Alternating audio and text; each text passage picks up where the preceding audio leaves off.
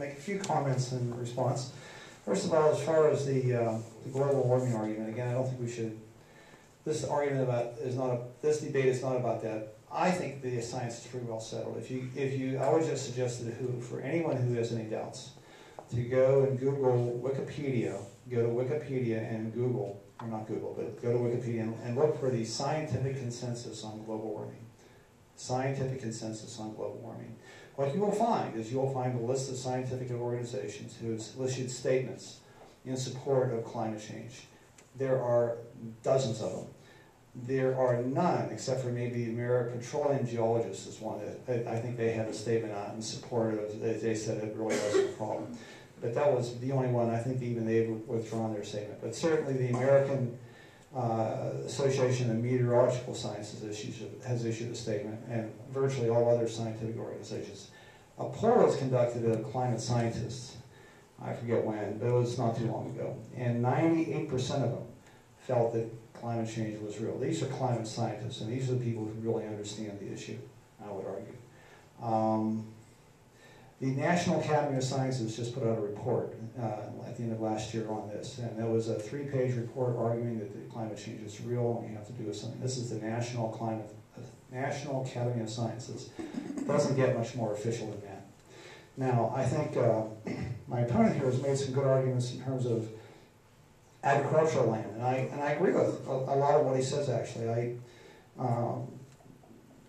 My first wife, her dad was a professor of business and also raised Angus cows in Virginia. And there are a lot of lands where you can't do anything but raise animals. I mean, that's the only really good purpose that is useful. If you go out west where they have, like in Nebraska, they have huge cattle farms. And those are grazing animals. But the fact of the matter is, and certainly I think northern Missouri too is like that. I think in northern Missouri, and I wasn't in southern Missouri where the soils are poor, grazing is about all you can do. But we don't raise most of our meat that way.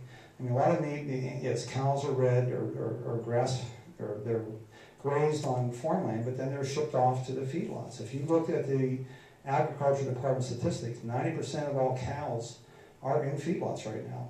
Virtually all hogs are raised in CAFOs. Virtually all chickens and poultry are raised in CAFOs. You don't find too many people. You have to go to a farmer's market where they have farm-raised chickens to find them. They're all raised in CAFOs, which means that they're fed grains. Where do the grains come from? Well, they're raised on farmland where they can grow crops.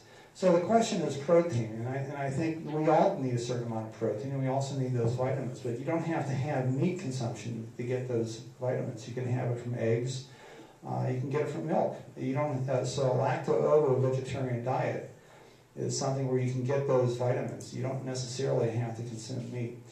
If you're a vegan, which means no animal products at all, you do have to be careful.